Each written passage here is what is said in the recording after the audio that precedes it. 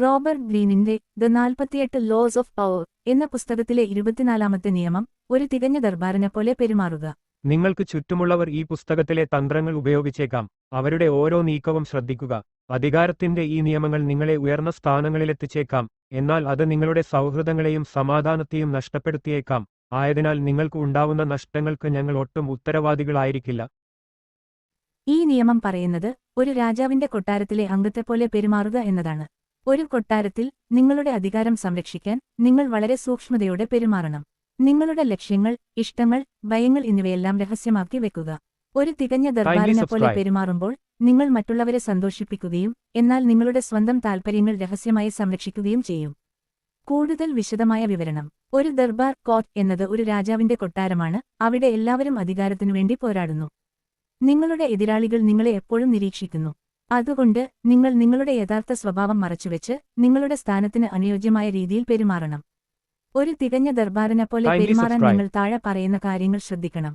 അധികാരത്തോട് വിധേയത്വം കാണിക്കുക. നിങ്ങൾ ഒരു അധികാര സ്ഥാനത്തുള്ള വ്യക്തിയെ ബഹുമാനിക്കുകയും അവരെ പ്രശംസിക്കുകയും ചെയ്യുക. എന്നാൽ ഇത് ഒരു കപടമായ പ്രശംസയായിരിക്കണം. നിങ്ങളുടെ ലക്ഷ്യം അവരുടെ വിശ്വാസം നേടുക എന്നതാണ്.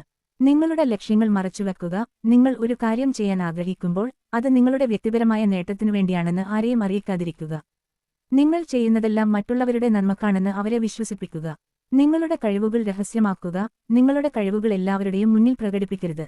നിങ്ങളുടെ എതിരാളികൾക്ക് നിങ്ങളുടെ ശക്തിയെക്കുറിച്ച് ഒരു ധാരണയും ഉണ്ടാകരുത്. നിങ്ങളുടെ എതിരാളികളെക്കുറിച്ച് പഠിക്കുക.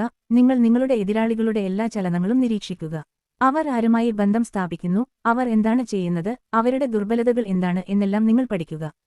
ചുരുക്കത്തിൽ, നിങ്ങൾ ഒരു തികഞ്ഞ ദർബാറിനെപ്പോലെ പെരുമാറുമ്പോൾ നിങ്ങൾ ഒരു കളിക്കാരനെപ്പോലെയാണ്. നിങ്ങൾ നിങ്ങളുടെ ലക്ഷ്യങ്ങൾ നേടാൻ വേണ്ടി നിങ്ങളുടെ യഥാർത്ഥ സ്വഭാവം മറച്ചുവെക്കുന്നു. ചില ഉദാഹരണങ്ങൾ. ചരിത്രം. ചാണക്യൻ. ചന്ദ്രഗുപ്ത മൗര്യന്റെ ഉപദേശകനായിരുന്ന ചാണക്യൻ ഒരു തികഞ്ഞ ദർബാറിനെപ്പോലെ പെരുമാറി. അദ്ദേഹം തന്റെ ലക്ഷ്യങ്ങൾ രഹസ്യമാക്കി വെക്കുകയും രാജാവിന് താൻ ഒരു നല്ല ഉപദേശകനാണെന്ന് തോന്നിപ്പിക്കുകയും ചെയ്തു. ഇത് കാരണം ചന്ദ്രഗുപ്തൻ ചാണക്യനെ വിശ്വസിച്ചു. സിനിമ. ബാഹുബലിയിലെ കട്ടപ്പ. കട്ടപ്പ ബാഹുബലിയുടെ അടിമയായിരുന്നു, എന്നാൽ ഒരു ദർബാറിനെപ്പോലെയാണ് പെരുമാറിയത്. അയാൾ രാജാക്കന്മാരോട് വിധേയത്വം കാണിക്കുകയും എന്നാൽ സ്വന്തം താൽപ്പര്യങ്ങൾ രഹസ്യമായി സംരക്ഷിക്കുകയും ചെയ്തു. കട്ടപ്പ ബല്ലാലദേവയോട് കൂറ് കാണിച്ചപ്പോൾ പോലും അയാളുടെ യഥാർത്ഥ വിശ്വസ്ത ബാഹുബലിയോടായിരുന്നു. ചരിത്രം. Otto von Bismarck.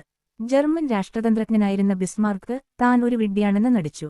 തനിക്ക് രാഷ്ട്രീയം അറിയില്ലെന്ന് അദ്ദേഹം എല്ലാവരെയും വിശ്വസിപ്പിച്ചു. എന്നാൽ അദ്ദേഹം സ്വന്തം ലക്ഷ്യങ്ങൾ രഹസ്യമായി നേടിയെടുത്തു. സിനിമ. Harry Potter. സിനിമയിലെ പ്രധാന കഥാപാത്രമായ സ്നൈപ്പ് ഒരു ദർബാറിനെപ്പോലെയാണ് പെരുമാറിയത്.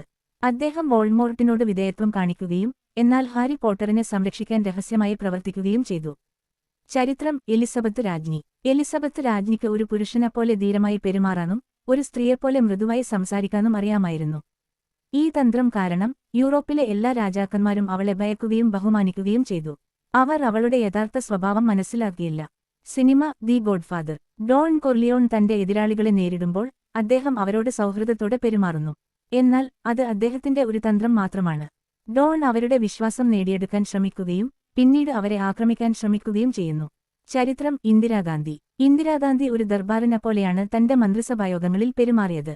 അവർ എല്ലാവരുടെയും അഭിപ്രായങ്ങൾ കേൾക്കുകയും എന്നാൽ സ്വന്തം തീരുമാനങ്ങൾ രഹസ്യമായി എടുക്കുകയും ചെയ്തു.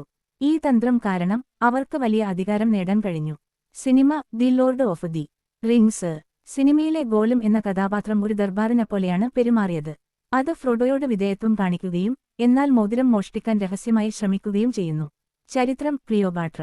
ക്ലിയോപാട്ര ജൂലിയസ് സീസറയും മാർക്ക് ആന്റണിയെയും ആകർഷിക്കാൻ ശ്രമിച്ചപ്പോൾ അവർ ഒരു തികഞ്ഞ ദർബാറിനെപ്പോലെയാണ് പെരുമാറിയത്. അവർ തങ്ങളുടെ സൗന്ദര്യത്തെയും ബുദ്ധിശക്തിയെയും ഒരു ആയുധമായി ഉപയോഗിച്ചു. സിനിമ. മണിച്ചിത്രത്താഴ്. മണിച്ചിത്രത്താഴ് എന്ന സിനിമയിലെ ഡോക്ടർ സണ്ണി ഒരു ദർബാറിനെപ്പോലെയാണ് ഗംഗയുടെ കുടുംബത്തിൽ പെരുമാറിയത്. അദ്ദേഹം ഗംഗയുടെ കുടുംബവുമായി സൗഹൃദം സ്ഥാപിക്കുകയും എന്നാൽ അദ്ദേഹത്തിന്റെ യഥാർത്ഥ ലക്ഷ്യങ്ങൾ രഹസ്യമായി സൂക്ഷിക്കുകയും ചെയ്തു.